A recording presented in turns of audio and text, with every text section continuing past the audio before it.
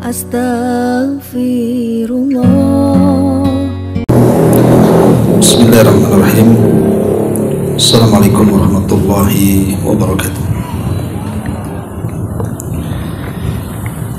Alhamdulillah wassalatu wassalamu ala rasulillah wa ala alihi wa sahbihi wa mawalah wa la hawla wa la quwata illa billahi wa ba'du.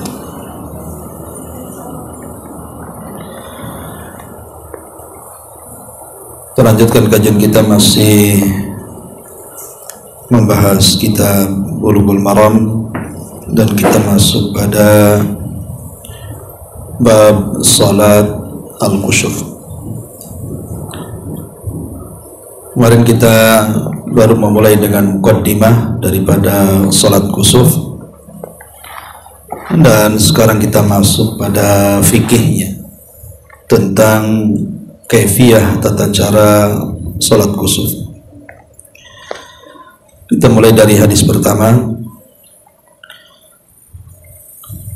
Anil Mughirah bin Syu'bah radhiyallahu anhu qala, dari Mughirah bin Syu'bah radhiyallahu an, dia mengatakan, in kasafatis syamsu ala ahdi Rasulillah sallallahu alaihi wasallam yauma mata Ibrahim. Telah terjadi gerhana matahari di zaman Nabi sallallahu alaihi wasallam di hari meninggalnya Ibrahim, putra Nabi dari Maria Kiptia.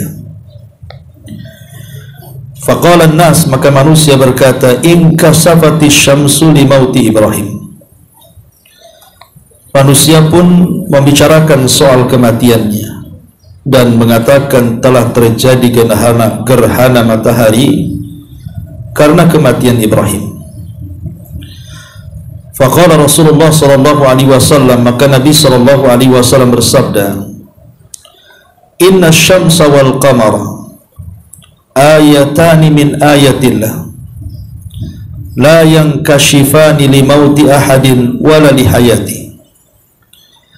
Sesungguhnya matahari dan bulan keduanya tanda dari tanda-tanda kekuasaan Allah, dan tidaklah digerhanakan keduanya karena kematian seseorang atau karena hidupnya seseorang. Fa idza ra'aitumuhuma fad'ullaha wa sallu hatta tankashifa. Kalau kalian melihat gerhana keduanya, berdoalah kepada Allah dan salatlah sampai gerhana selesai. Dalam riwayat Bukhari, hatta yanjali, sampai terang. Walil Bukhari min hadits Abi Bakrah, dan dalam riwayat Bukhari dari hadis Abi Bakrah, fasallu, maka salatlah, wad'u, dan berdoalah, hatta yukshaf ma bikum, sampai tersingkap apa yang ada pada kalian. Hadis Mughirah bin Syu'bah radhiyallahu an ini menjelaskan kepada kita tentang tanda-tanda kuasa Allah subhanahu wa ta'ala, bahwa gerhana matahari ataupun bulan adalah tanda dari tanda-tanda kuasa Allah. Karena di zaman jahiliyah mereka selalu mengait-ngaitkan kejadian peristiwa yang ada di bumi itu dengan peristiwa-peristiwa yang ada di langit. Jadi kalau ada peristiwa di bumi, selalu dikaitkan dengan peristiwa yang ada di langit. Makanya Nabi SAW meluruskan bahwa tidak ada kaitan peristiwa yang ada di bumi dengan peristiwa yang ada di langit.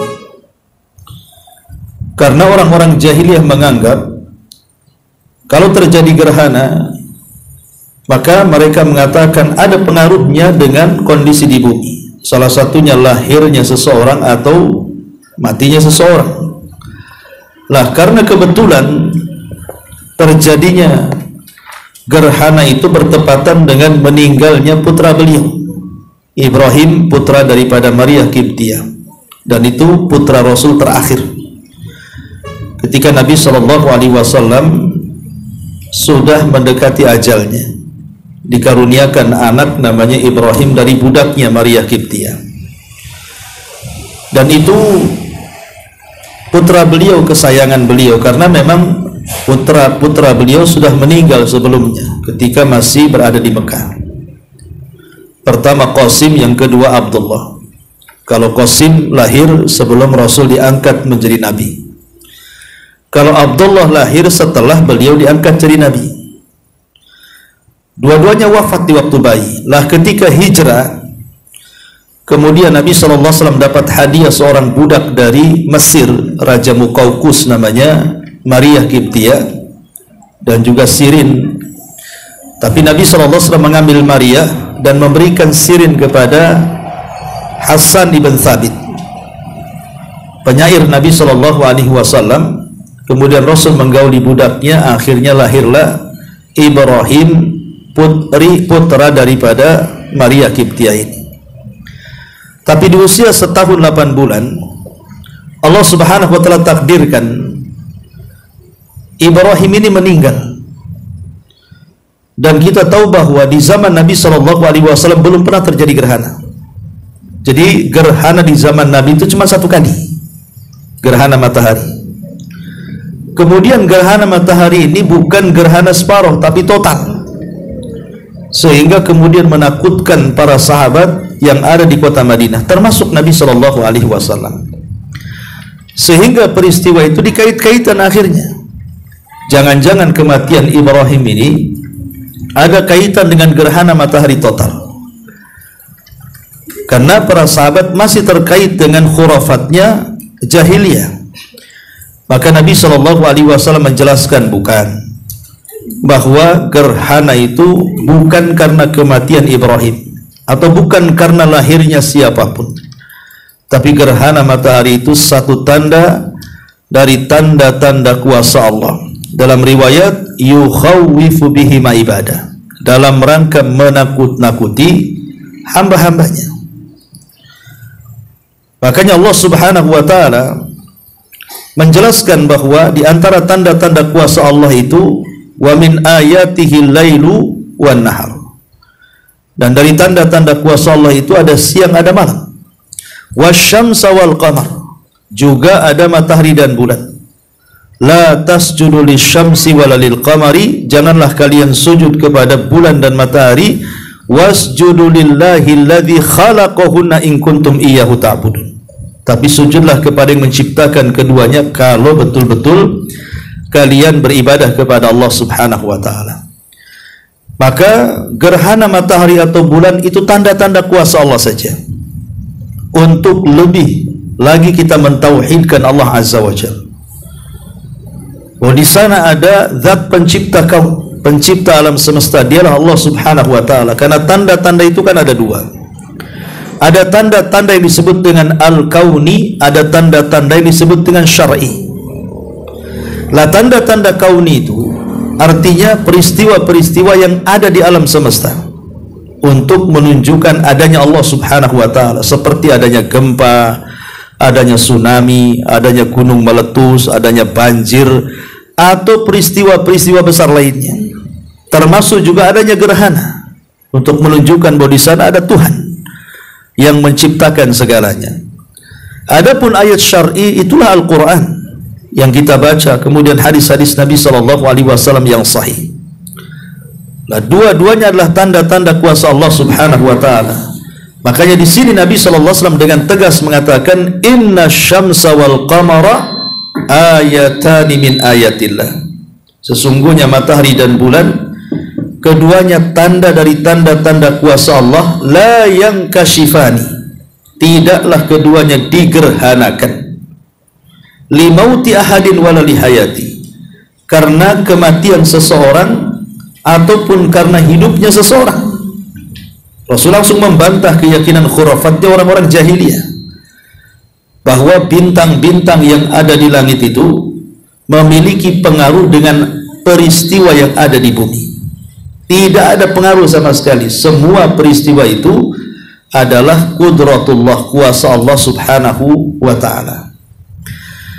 Kemudian Nabi SAW mengatakan fad'ullaha wa sallu hatta tankashifa, Oleh karena itulah maka berdoalah kepada Allah dan sholatlah sampai betul-betul gerhana itu hilang dan menjadi terang. Dari hadis ini ada dua syariat yang disyariatkan oleh Nabi SAW tatkala terjadi gerhana. Dan dalam bahasa Arab ada yang membedakan antara matahari dan bulan. Kalau gerhana matahari maka menggunakan kaf, kusuf, salat kusuf. Tapi kalau gerhana bulan menggunakan kha, khusuf. Ya, jadi ada kusuf, ada khusuf. Kalau pakai kha itu menunjukkan gerhana bulan. Kalau pakai kaf itu menunjukkan gerhana matahari. Makanya ada salat khusuf, ada salat kusuf. Satu menggunakan kha, satu menggunakan kaf. Ya. Walaupun kata Syekh Utsaimin rahimahullahu taala sama saja, mau khusuf mau kusuf, ya dua-duanya menunjukkan gerhana. Jadi di sini Nabi SAW mensyariatkan dua perkara. Pertama, fad'ullah, banyak-banyaklah berdoa kepada Allah. Kenapa Nabi SAW menganjurkan berdoa kepada Allah Azza wa Jalla di waktu terjadi gerhana? Karena gerhana ini tanda-tanda kiamat masalahnya. Gerhana ini tanda dari tanda-tanda kiamat.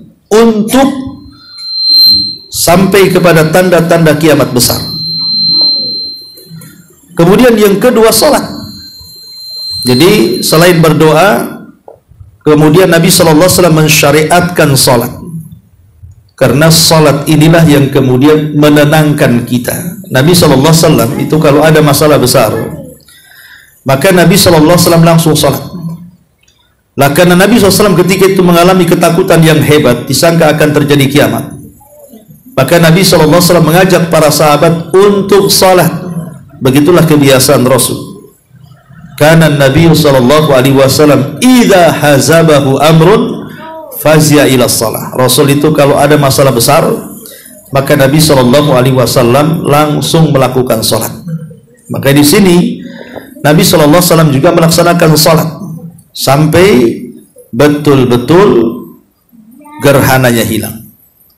Kemudian di sini ada kalimat fa idza ra'aitumuhuma, apabila kalian melihat. Berarti salat gerhana itu kalau melihat. Berarti kalau tidak melihat tidak disyariatkan salat gerhana. Pamannya gerhana kan sering ada pengumuman tuh, akan terjadi gerhana tanggal sekian bulan sekian kan itu. Yang terdampak daerah ini, daerah ini, daerah ini kan biasa seperti itu. Kalau memang di situ tertulis Batam, salah satu yang terdampak, berarti Batam akan melihat terjadi gerhana kan. Tapi kalau tidak terdampak gitu kan, hanya di daerah utara atau selatan atau daerah barat, di mana kita tidak tampak, walaupun sama-sama di negeri Indonesia, maka tidak disyariatkan salat. Karena Rasul memberikan ilat salat gerhana itu kalau melihat. Berarti kalau tidak melihat tidak disyariatkan salat, gitu maksudnya. Karena di sini Nabi mengatakan fa idza ra'aitumuhuma, kalau kalian melihat dengan kedua mata dua gerhana itu, baik matahari ataupun bulan, baru kemudian kalian berdoa dan melakukan salat. Ma'asyiral muslimat yang dimuliakan Allah Azza wa Jalla. Dari hadis ini jumhurul ulama atau mayoritas para ulama mengatakan bahwa salat kusuf itu gerhana adalah sunnah muakkad. Sunnah muakkad. Karena Nabi SAW memerintahkan dengan salat itu dan Rasul salat. Dan Nabi SAW tidak pernah meninggalkan salat kusuf. Bagaimana akan meninggalkan? Kejadiannya satu kali. Di zaman Nabi itu kan cuma satu kali saja terjadi salat gerhana itu, yaitu gerhana total, gerhana matahari. Adapun waktunya, maka salat kusuf itu dimulai dari yabda waktuha bi husulil kusuf. Jadi permulaan gerhana sudah disyariatkan salat. Wa yantahi waktuha bin jila'i syamsi. awil qamari. Dan akhir waktu kusuf itu ya kalau sudah berhenti gerhananya, sudah terang gitu ya, maka berhentilah gerhananya. Apa namanya, salatnya dengan berhenti gerhana. Ini diantara apa namanya faedah daripada hadis yang pertama. Kita baca hadis selanjutnya. An Aisyah radhiyallahu anha anna Nabiy sallallahu alaihi wasallam jahara fi salatil kusuf bi qiraatihi fa shalla arba'a raka'atin fi rak'ataini wa arba'a sajadatin muttafaqun alaihi wa hadha lafdhu Muslim wa fi riwayatin lahu fa ba'atha munadiyan yunadi as-salatu jami'atun as-salata jami'atan. Dari Aisyah ummul mukminin radhiyallahu anha, Nabi SAW mengeraskan bacaan dalam salat gerhana. Beliau salat 4 ruku di 2 rakaat dan juga 4 sujud di 2 rakaat. Kemudian dalam riwayat Rasul mengutus seseorang untuk memanggil as-salah jami'ah. Ma'asyiral muslimat yang dimuliakan Allah Subhanahu wa taala, dari hadis ini terjadi silang pendapat. Apakah salat gerhana itu dikeraskan bacaannya, ataukah salat gerhana itu disirkan bacaannya? Sepakat para ulama, kalau gerhana bulan maka tidak ada khilaf ulama bahwa salat gerhana bulan itu dijaharkan. Jadi salat gerhana itu maksudnya gerhana bulan, tidak ada khilaf ulama bahwa salat gerhana bulan dikeraskan bacaannya. Kenapa? Karena salat gerhana bulan itu salat yang terjadi di malam hari, dan salat di malam hari itu disunahkan dikeraskan. Maghrib, isya, subuh itu kan dikeraskan. Asal salat malam itu dikeraskan. Makanya tidak ada khilaf salat gerhana bulan itu dikeraskan. Yang jadi khilaf itu adalah gerhana matahari, karena asal sholat siang itu tidak dikeraskan, sementara matahari itu kan asalnya di siang hari. Sebagian para ulama mengatakan bahwa sholat gerhana matahari itu tidak dikeraskan. Di antara yang berpendapat seperti ini Imam Syafi'i, Imam Malik, dan Abu Hanifah. Jadi Imam Syafi'i, Imam Malik, dan Abu Hanifah, artinya ini pendapat jumhur, mayoritas ulama mengatakan bahwa salat gerhana matahari yang terjadi di siang hari maka tidak disunahkan dikeraskan. Kembali kepada hukum salat di siang hari, zuhur, asar kan tidak dikeraskan. Makanya menurut 3 imam ini, Syafi'i, Malik, dan Abu Hanifah, kalau terjadi gerhana matahari maka disirkan bacaannya. Tetapi pendapat Imam Ahmad, dan ini pendapat yang kuat wallahu alam, dan yang dipilih oleh Syekhul Islam Ibn Taimiyah, muridnya Imam Ibnul Qayyim, kemudian Daud Al-Zahiri dan yang lainnya, mengatakan bahwa baik malam gerhana bulan ataupun siang gerhana matahari maka disunnahkan untuk dikeraskan. Sebagian para ulama dalil ya dengan salat Id, dengan salat istisqa, kan keduanya dikeraskan. Maka begitu juga salat kusuf atau salat gerhana juga dikeraskan. Ini menurut pendapat Imam Ahmad dan yang dipilih oleh Syekhul Islam Ibn Taimiyah dan juga Imam Ibnul Qayyim rahimahullahu taala. Kenapa demikian? Karena Nabi SAW salat kusuf itu 1 kali, salat gerhana matahari, dan Rasul SAW mengeraskan bacaannya. Dari sini menunjukkan bahwa salat kusuf itu tetap dikeraskan bacaannya, baik terjadi gerhana bulan ataupun terjadi gerhana matahari. Wallahu a'lam. Ma'asyiral muslimat yang dimuliakan Allah Azza wa Jalla. Kemudian juga di sini ada kalimat bahwa Nabi mengutus seorang penyeru untuk menyerukan as-salat al-jami'ah. Berarti disunahkan apabila terjadi gerhana baik matahari atau bulan maka seseorang langsung mengambil mic kemudian memanggil manusia dengan kata-kata as-salah jami'ah, bukan azan.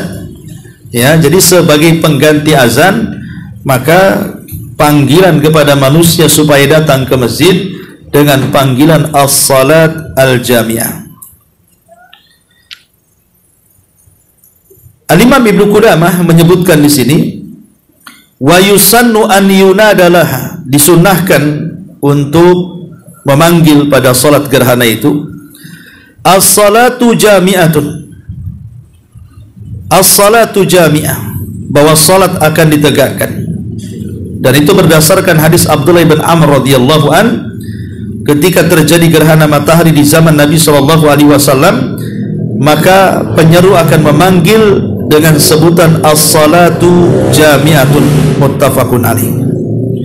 Kemudian kata beliau, la yusannu laha adzan, tidak disunahkan adzan, wala iqamatun, dan tidak disunahkan qomat, lianna Nabi sallallahu alaihi wasallam sallaha bi ghairi adzanin wala iqamatin. Kata Imam Ibnu Qudamah, karena Rasul ketika salat gerhana itu tidak ada yang mendahului salat dengan adzan ataupun dengan iqamat.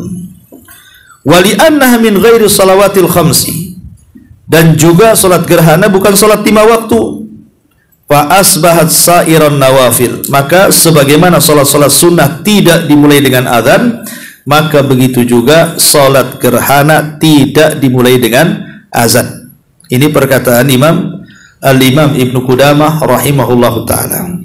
Intinya bahwa dalam hadis ini ada dua permasalahan. Pertama, bahwa disunahkan dikeraskan walaupun itu salat gerhana matahari. Kemudian yang kedua, tidak ada azan, tidak ada iqamat, cukup memanggil manusia dengan sebutan as-salatu jami'atun. Kenapa alasannya? Pertama, karena Nabi tidak pernah melakukannya. Yang kedua, karena salat gerhana bukan salat wajib, berarti dikiaskan dengan semua salat sunnah yang tidak dimulai dengan adzan ataupun iqamah. Kemudian hadis berikutnya, An Ibni Abbasin radhiyallahu anhuma qala, dari Abdullah ibn Abbas radhiyallahu anhuma dia mengatakan, in khasafati syamsu ala ahdi Rasulillah sallallahu alaihi wasallam, pernah terjadi gerhana matahari di zaman Nabi sallallahu alaihi wasallam, fa shalla, maka Rasul pun salat. Faqama qiyaman tawilan, maka beliau berdiri dalam salat itu dengan sangat panjang. Nahwan min qiraati suratil Baqarati, hampir-hampir semua surah Al-Baqarah dibacanya. Thumma raka'a ruku'an tawilan, kemudian beliau ruku dengan ruku yang sangat panjang. Thumma rafa'ah faqama qiyaman tawilan, kemudian beliau pun bangkit daripada ruku, kemudian berdiri dengan berdiri yang lama.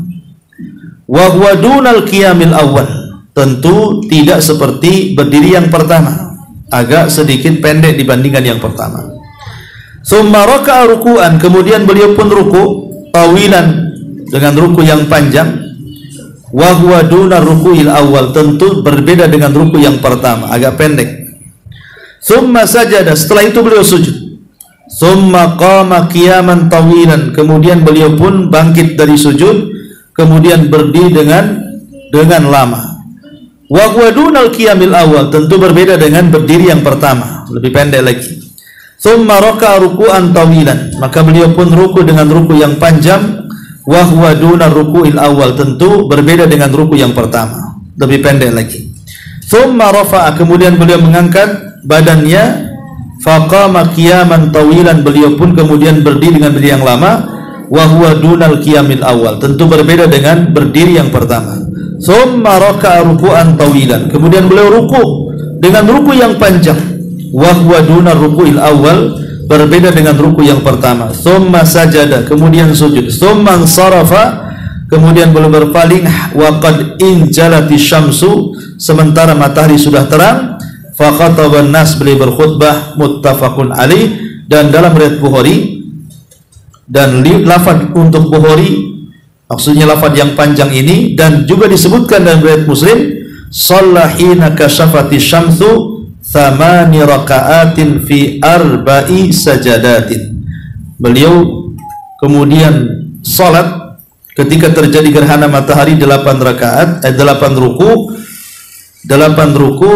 dengan 4 sujudnya. 8 rakaat di 4 sujud. Rakaat ruku ya, 8 ruku di 4 sujud. Wa an aliyin mithlu dzalik. Begitu juga dalam riwayat Ali seperti itu. Kemudian juga walahu an Jabir, dan juga diriwayatkan dari Jabir, shalat 6 rakaat bi arba'i sajadat. Beliau salat 6 rakaat dengan 4 sujud. Wali Abi Dawud an Ubay bin Ka'ab, dan dari riwayat Abi Dawud dari Ubay bin Ka'ab, salat beliau salat fa raka'a dan ruku 5 rakaatin dengan 5 ruku wa sajada sajadatain, kemudian sujud 2 kali dengan 2 kali sujud. Wa fa'ala fi tsaniyati mithla dzalik. Beliau melakukan hal itu yang keduanya sama seperti yang pertamanya. Artinya di sini kalau kita ringkas dari hadis Abdullah bin Abbas radhiyallahu anhu ini yang paling lengkap hadis tentang masalah salat kusuf, kaifiyah salat kusuf ya. Jadi salat kusuf itu sama dengan salat-salat sunnah yang lainnya. Artinya dilakukan dengan 2 rakaat. Salat kusuf itu sama dengan salat-salat yang lainnya, dilakukan dengan 2 rakaat. Tetapi 2 rakaat ini dia melakukan ruku 2 kali, kemudian berdirinya juga 2 kali. Jadi setiap 1 rakaat itu 2 kali berdiri dan 2 ruku saat berdiri. Jadi umpamanya saya praktekkan Allahu Akbar, kemudian baca iftitah, kemudian baca ta'awudz, kemudian baca basmalah, kemudian baca Fatihah, kemudian baca surat, kemudian ruku. Ya. Tentu rakaat pertama disunahkan panjang. Kemudian setelah ruku-rukunya juga panjang. Kemudian setelah ruku berdiri lagi. Setelah berdiri membaca Fatihah, membaca surat. Kemudian ruku lagi. Kemudian baru i'tidal. Ya. Kemudian baru sujud. Sujud 2 kali, ya. Kemudian setelah itu bangkit dari sujud, masuk ke rakaat kedua. Rakaat kedua juga berdirinya 2 kali dan rukunya juga 2 kali. Jadi rakaat kedua Allahu Akbar biasa, baca surat, baca ayat dan surat, kemudian ruku dengan ruku yang panjang, kemudian bangkit lagi, kemudian baca Fatihah dan surat lagi, kemudian ruku lagi, kemudian bangkit i'tidal, kemudian sujud, kemudian sujud lagi 2 kali, kemudian tasyahud akhir, kemudian salam. Ya, itu kaifiyah salat kusuf. Ya. Jadi setiap rakaatnya 2 kali berdiri dan 2 kali ruku, dan setiap berdiri tetap membaca Fatihah dan surat. Ya. Itu ringkas daripada hadis Abdullah bin Abbas radhiyallahu anhu.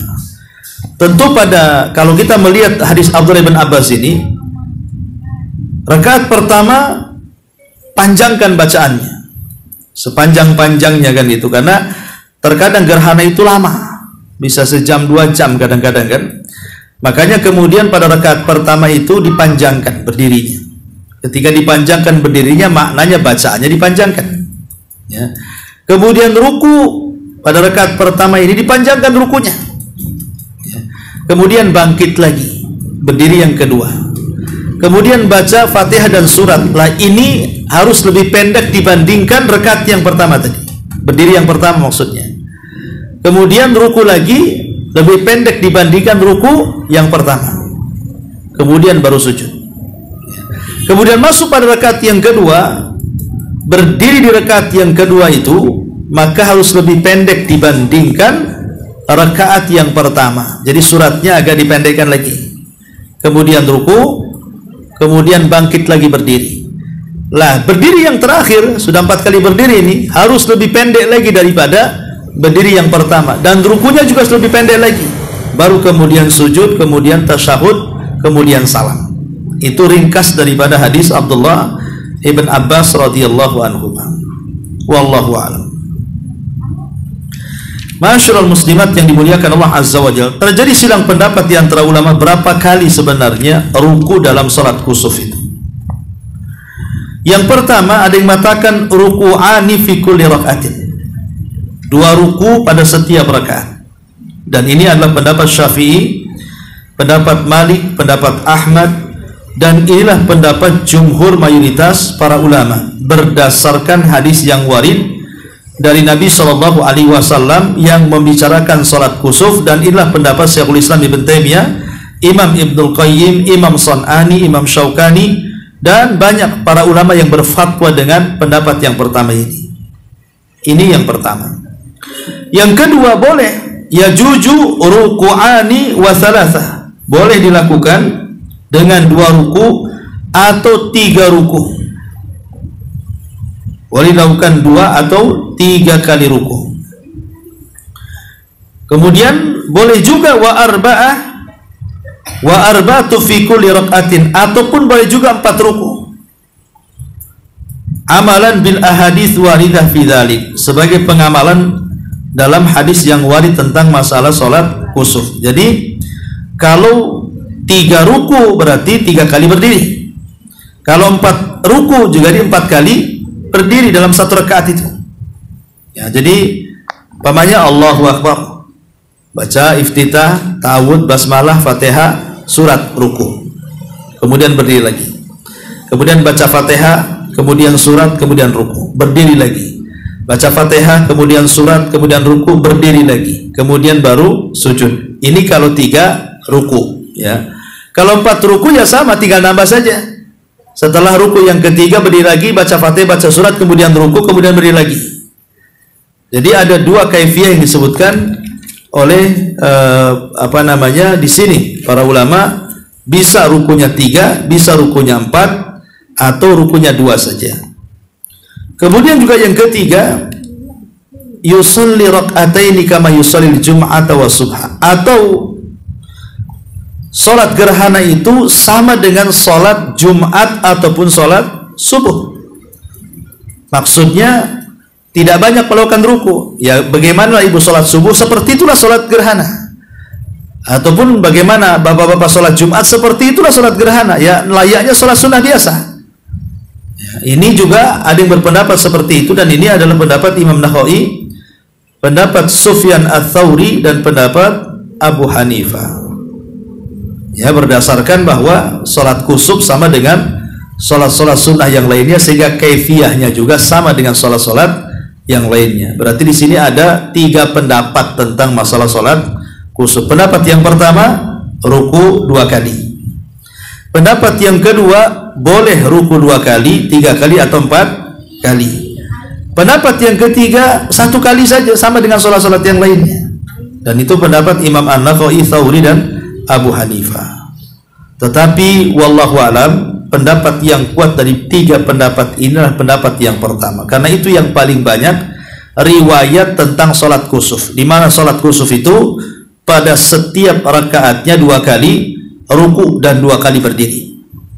Begitu juga rakaat yang kedua, 2 kali ruku dan 2 kali berdiri. Itu yang paling banyak riwayatnya, sehingga wallahu alam inilah yang paling sahih dari 3 pendapat para ulama ini. Masyarul muslimat yang dimuliakan Allah Subhanahu wa taala, apakah salat gerhana ini harus jamaah? Harus berjamaah ke masjid, baik laki-laki atau perempuan? Maka jumhur ulama mengatakan bahwa hukum salat jamaah dalam salat gerhana ini adalah sunnah mustahab. Karena ini bicara soal perbuatan Nabi, dan perbuatan Nabi itu dibawa kepada sunnah, tidak wajib. Dan ini adalah pendapat mayoritas ulama. Jadi mayoritas ulama mengatakan sholat kusuf berjamaah itu sunnah, artinya ibu bisa sholat sendiri di rumah. Ya. Tetapi pendapat Imam Malik, Abu Hanifah, yang mengatakan tidak sah sholat kusuf itu kecuali dengan berjamaah. Jadi tidak sah. Ya, la yusalla fihi la yusalli fihi afwan ya. Terbalik ya. Pendapat Imam Malik dan Abu Hanifah justru tidak ada salat kusuf berjamaah. Kok saya salah baca. Jadi salat kusuf itu dilakukan sendiri-sendiri di rumah. Itu menurut pendapat Imam Malik dan Abu Hanifah.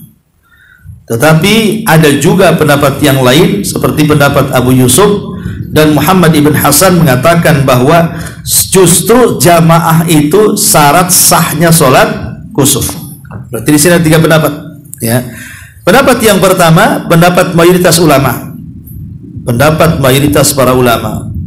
Artinya salat kusuf itu boleh dilakukan sendiri, boleh dilakukan berjamaah, karena berjamaah itu sunnah saja. Pendapat yang kedua, salat kusuf itu tidak disyariatkan berjamaah, tetapi sendiri-sendiri di rumah. Dan itu pendapat Imam Malik dan Abu Hanifah. Pendapat yang ketiga, justru tidak sah salat kusuf itu kecuali dengan jamaah. Dan ini pendapat Abu Yusuf, murid daripada Abu Hanifah, dan Muhammad ibnul Hasan. Ya, tetapi wallahu alam, pendapat yang kuat adalah pendapat jumhur ulama bahwa salat kusuf itu sebaiknya dilakukan berjamaah. Tapi kalau seandainya tidak sempat berjamaah, maka boleh salat sendiri-sendiri, karena salat kusuf itu hanya sunnah saja berjamaah. Kemudian juga masalah berikutnya adalah hukum khutbah setelah salat kusuf. Kalau salat Jumat kan jelas khutbah mempengaruhi salat ya. Kalau khutbah di salat Id sunnah saja, boleh mendengar boleh tidak. Nah, sekarang macam mana di salat kusuf ini? Maka disebutkan oleh Imam Nawawi. Imam Nawawi ini kan seorang mazhab Syafi'i. Dia mengatakan, qad dzakarna anna madhhabana, kami telah menyebutkan bahwa madhab kami Syafi'i istihbab khutbataini ba'da salatil kusuf, disunahkan melakukan 2 kali khutbah setelah salat kusuf. Artinya setelah salat maka seorang imam langsung berkhutbah seperti khutbah Jumat, 2 kali khutbah. Khutbah pertama, kemudian duduk lagi, kemudian masuk ke khutbah kedua ya. Kemudian baru selesai khutbahnya.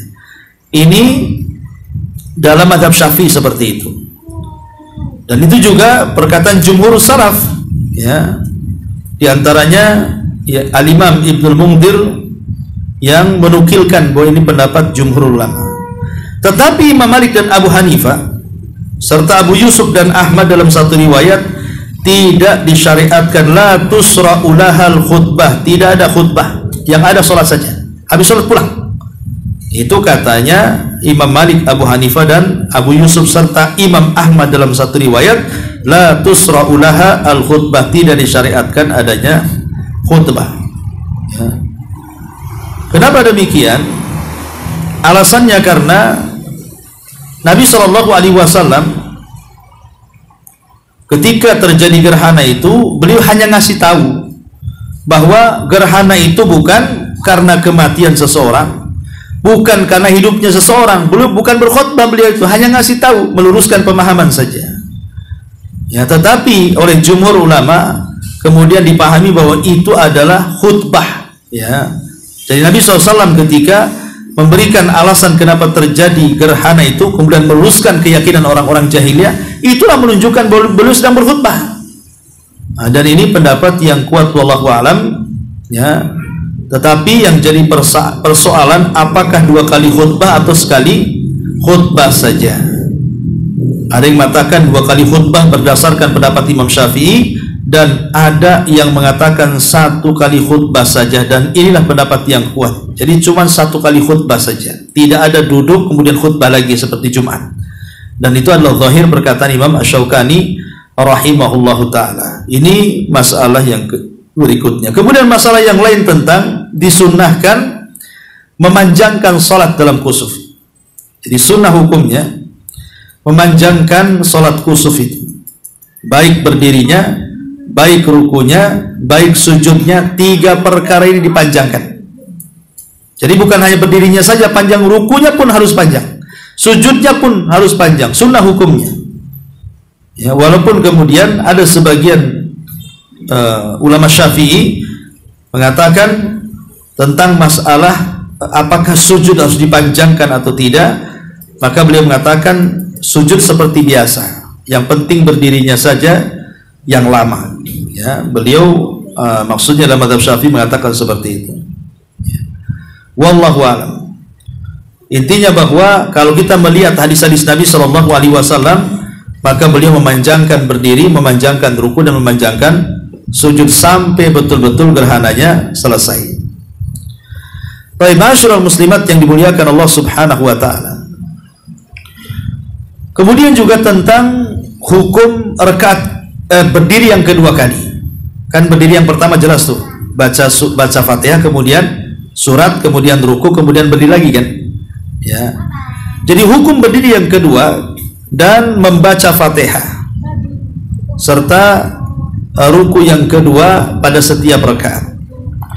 Jadi Imam Syaukani rahimahullahu taala dalam kitabnya Al-Autar dia mengatakan, wala budda minal qiraati bil Fatihati fi kulli rakaatin, bahwa apabila berdiri kedua kalinya setelah ruku yang pertama harus tetap membaca Fatihah pada setiap rakaatnya.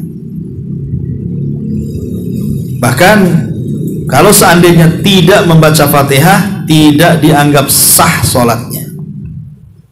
Karena saya juga pernah mengikuti sholat gerhana, ya kebetulan imamnya pada berdiri yang kedua dia tidak baca Fatihah langsung surat. Dia tidak baca Fatihah langsung surat gitu ya. Jadi ketika habis sholat saya tegur gitu, kok enggak ada Fatihahnya, kenapa langsung surat? Ya, dia bilang kan sudah baca Fatihah katanya, ini hanya surat tambahan ya. Maka kalau kita lihat pendapat Syaukani justru tidak sah sholatnya, tetap pada berdiri yang kedua pun baca Fatihah, itu maksudnya ya. Makanya Imam Nawawi menyebutkan dalam salah Sahih Muslim, wattafaqal ulama ala annahu yaqra al-Fatihah fil qiyamil awal min kulli rak'atin wa ikhtalafu fil qiyamits tsani. Sepakat ulama pada berdiri yang pertama baca Fatihah dan surat, tapi ulama berbeda pendapat tentang berdiri yang kedua, apakah baca Fatihah atau tidak. Fa madhhabuna, adapun mazhab kami, kata Imam Nawawi maksudnya mazhab Syafi'i, wa madhhabu Malik, begitu juga mazhab Malik, wa jumhuru ashabihi, dan mayoritas pendapat yang menyokong pendapat Malik, annaha la tasihus shalah illa bi qiraatiha fiha, tidak sah salatnya kalau tidak baca Fatihah. Kemudian juga dikatakan Muhammad ibn Maslamah dari ulama Malikiyah, la yaqra al-Fatihah fil qiyamits tsani. Tapi sebaliknya ada pendapat lain dari Muhammad ibn Maslamah, seorang ulama Malikiyah, justru tak usah baca Fatihah, tidak ada baca Fatihah pada berdiri yang kedua. Tetapi wallahu alam, pendapat yang kuat adalah pendapat yang pertama. Kenapa demikian? Karena Nabi SAW memerintahkan untuk sholat, dan Rasul pun menjelaskan kaifiyahnya dengan perbuatannya, dan Rasul mengatakan sallu kama ra'aitumuni usolli, sholatlah kalian sebagaimana kalian aku sholat, di mana Rasul setiap berdiri tidak lepas daripada Fatihah. Sehingga yang betul adalah jangan meninggalkan Fatihah pada setiap berdiri dalam sholat. Ya, tetap berdiri pertama Fatihah surat, berdiri kedua juga Fatihah dan surat. Seperti itu cara melaksanakan sholat gerhana. Wallahu a'lam. Ya. Baik. Kemudian masalah berikutnya, bagaimana kalau seandainya seseorang itu masbuk, kemudian imam, dia mendapatkan imam, dia tidak mendapatkan ruku yang pertama, artinya dia langsung masuk pada berdiri yang kedua. Ini seorang makmum ini.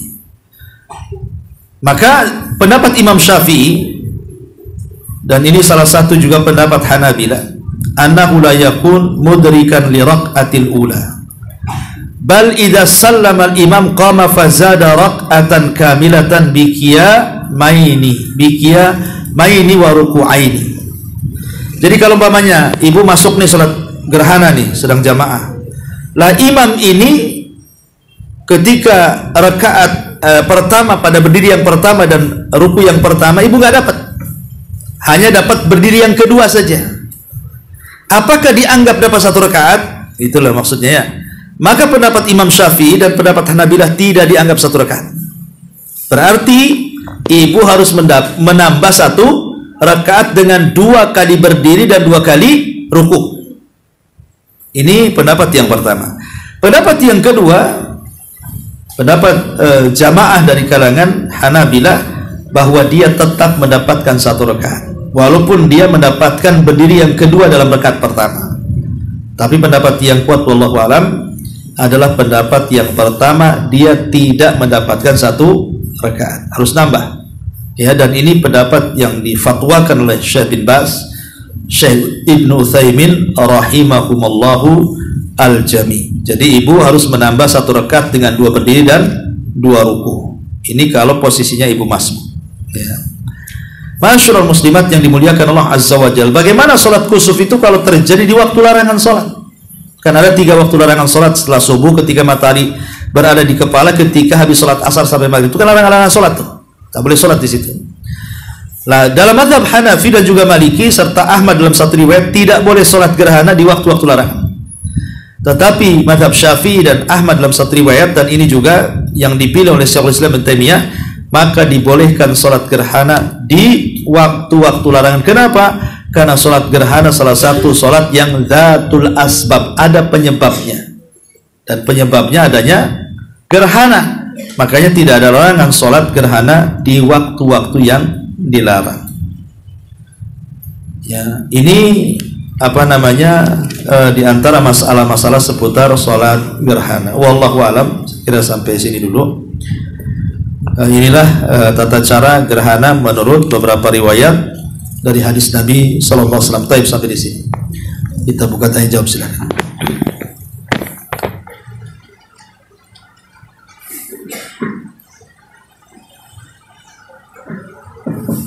Assalamualaikum warahmatullahi wabarakatuh. Waalaikumsalam. Ustaz, apa diperbolehkan seandainya orang tersebut mengulang-ulang surat pada berdiri yang pertama, kemudian dia baca setelah dia baca Al-Fatihah, kemudian dibaca surat, ruku, kemudian berdiri lagi dan baca surat, tapi suratnya itu sama dengan surat yang pertama. Demikian, Ustaz. Ya, alhamdulillah. Kalau dia tidak punya hafalan, maka tidak mengapa. Kalau dia tidak punya hafalan, kalau dia punya hafalan yang lainnya, ya sebaiknya pakai surat-surat yang lainnya. Atau umpamanya dia tidak punya hafalan kecuali juz amma, ya sudah, biar lama sholatnya ya baca aja gitu ya. Umpamanya dia hafal qul a'udzu birabbin nas, kok gerhana belum selesai, tambah lagi suratnya qul a'udzu birabbil falaq, kok belum selesai, tambah lagi Al-Ikhlas, tambah lagi, dan begitu seterusnya sampai lama. Kalau enggak punya hafalan kecuali juz amma kan itu ya. Tapi kalau dia punya hafalan, maka sebaiknya ganti-ganti suratnya. Yang jelas bahwa berdiri yang pertama lebih pendek dibandingkan surat yang dibaca di berdiri yang pertama. Itu sunahnya seperti itu. Karena saya itu kadang-kadang melihat imam aneh gitu, rakaat pertama di sholat wajib gitu ya, pemain sholat maghrib atau sholat isya, itu rakaat pertama pendek, namanya juz amma. Rakaat kedua pula surah Al-Baqarah dia baca, kan? Itu terbalik ya. Justru yang panjang itu di rakaat yang pertama, rakaat yang kedua itu agak pendek daripada rakaat yang pertama. Memang begitu cara sholat. Itu sunahnya seperti itu. Jadi kalau memang tidak ada hafalan yang ia hafal, tidak ada masalah mengulang-ulang surat. Tapi kalau ada hafalan, sebaiknya jangan mengulang surat, tapi apa namanya, bacalah surat-surat yang lain, itu lebih afdal. Wallahu a'lam. Assalamualaikum Ustaz. Iya. Misalnya dia tadi masuk, terus dia harus menambah 1 rakaat. Apakah juga harus dengan 2 ruku tadi ya, Ustaz? Iya. Kalau menambah 1 rakaat, ya termasuk 2 berdiri dan 2 ruku, itu dianggap 1 rakaat. Lalu kalau misalnya sholat Idul Fitri juga begitu ya, Ustaz? Misalnya ketinggalan. Iya. Kalau Idul Fitri pun sama takbirnya. Kalau ketinggalan ya takbir, umpamanya ibu cuma dapat 1 rakaat, masuk rakaat kedua, maka takbirnya 5 kali takbir juga. Jadi misalnya dia sudah mendapati rakaat kedua, ya, lalu ketika menambah 1 rakaat lagi dengan 7 kali, tapi 5 kali. Ya kan ibu masuk ke rakaat kedua. Kalau ibu belum dapat rakaat yang pertama, Maka ulama mengatakan, umpamanya gini, ibu mendapatkan rukuknya imam pada rakaat kedua, berarti kan mendapatkan 1 rakaat dalam sholat id ya. Kalau mendapatkan rukuknya imam pada rakaat kedua berarti dianggap dapat 1 rakaat. Berarti masuk ke rakaat yang kedua ya tinggal takbir 5 kali, 6 kali dengan takbir intikal. Tapi sekali lagi ini kan takbir tambahan ini kan sunnah hukumnya. Kalaupun tidak dilakukan sah-sah saja kan, itu tidak perlu sujud sahwi. Ya kan, kadang-kadang saya juga lupa juga. Pernah juga saya waktu jadi imam di Pontrenis dulu itu, rakaat pertama takbir, rakaat kedua lupa takbir kan itu. Ya tidak ada masalah, tidak perlu diulangi sholatnya dan tidak ada sujud sahwi karena tambahan takbir dalam sholat itu hukumnya sunnah saja. Sunnah dikerjakan dapat pahala, tidak dikerjakannya tidak ada masalah kan itu. Lain kalau masuknya rukun ataupun wajib. Kalau rukun batal sholatnya, ya harus didatangkan takbirnya. Kalau wajib harus sujud sahwi, kan itu. Tapi kalau ditinggalkan secara sengaja bisa batal, wajib juga. Nah, tapi kalau sunnah itu, maka seandainya tidak sujud sahwi tidak batal. Kalaupun sujud sahwi tidak ada masalah. Tapi kalau tidak sujud sahwi pun tidak batal sholatnya. Cuman kita meninggalkan sunnah sholat saja. Ya, wallahu a'lam. Dari beberapa banyak perbedaan pada kaifiah sholat kusuf ini tadi, saya menyimpulkan kalau perkataan jumhur ulama itu berarti nggak selalu yang kuat gitu ya Ustaz? Tidak selalu. Jadi kalau kita ingin mengambil pendapat itu sebaiknya harus yang pendapat yang kuat. Ya kita kan mengambil sesuai dengan dalil. Tidak semua jumhur ulama itu lebih kuat dibandingkan yang sedikit kan gitu. Karena perselisihan para ulama itu kan tergantung keyakinan kita. Kalau jumhur melihat dalilnya lebih kuat ya kita milih jumhur gitu. Tapi kalau rupanya yang tidak sesuai dengan jumhur, umpamanya imam mazhab 3 sepakat, 1 tidak sepakat, rupanya tidak sepakat lebih kuat secara dalil, ya sudah kita memilih 1 imam yang lebih kuat dalilnya menurut kita. Ya karena menurut orang lain belum tentu. Jumhur lebih kuat kadang-kadang setelah diteliti dalilnya. Jadi itu kembali kepada kita yang berpendapat sebenarnya. Makanya saya bilang ini pendapat saya memilih ini. Kalau ibu mau pendapat yang lain silahkan kan itu ya. Karena menurut saya ini lebih kuat berdasarkan yang saya teliti dan saya lebih cenderung ke situ. Tetapi tetap kita juga tidak bisa memilih pendapat dari akal kita, tetap harus mengambil pendapat ulama kan itu. Tetap mengambil pendapat ulama yang menurut kita lebih kuat. Bukan kita berpendapat sendiri, tidak. Karena sudah ada dicatat oleh para ulama di situ kan. Wallahu a'lam. Baik.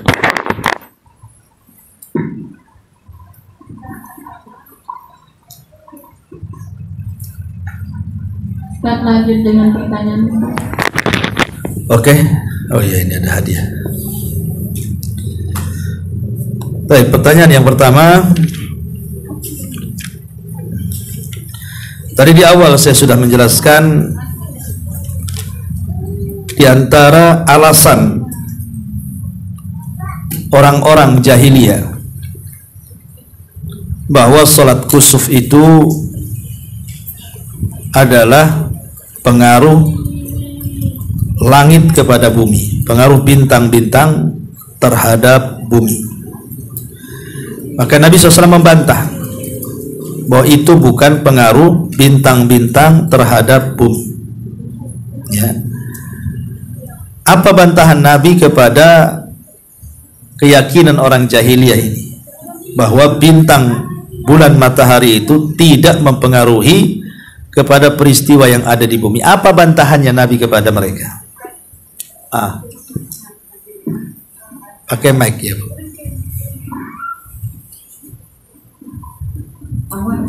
Bantahan beliau bahwa gerhana matahari itu merupakan kebesaran Allah. Allah menunjukkan kebesaran Allah dan merupakan salah satu tanda-tanda kiamat. Masya Allah, ahsanti. Fadhali. Pertanyaan yang kedua. Tadi dijelaskan bahwa sholat kusuf itu tidak ada adzan dan qomat. Tetapi ada pengganti adzan dan qomat. Apa yang harus diteriakkan? Karena tidak ada adzan qomat, lalu bagaimana cara manggilnya? Ya. As-salatu jami'atun. As-salatu jami'atun. Ahsan, Masya Allah. Fadhali. Ya. Paling enak jawabannya itu. Ya. Baik. Coba gambarkan sholat kusuf. Gambarkan sholat kusuf yang tadi sudah saya jelaskan dari hadis Abdullah bin Abbas radhiyallahu anhu. Seperti apa gambaran sholat kusuf secara global?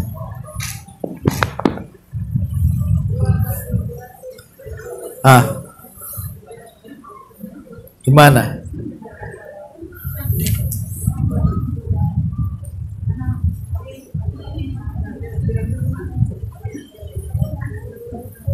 Salat 2 rakaat. Oke. Rukunya 2 kali, berdirinya 2 kali. Berdiri dulu mungkin ya sebelum ruku ya. Iya. Salat 2 rakaat, setiap rakaat dua kali ruku. 2 kali berdiri dulu mungkin ya. Berdiri dulu baru ruku ya. Oke. 2 kali berdiri, 2 kali ruku. Kemudian sujud 2 kali. Kemudian berdiri lagi ke rakaat kedua.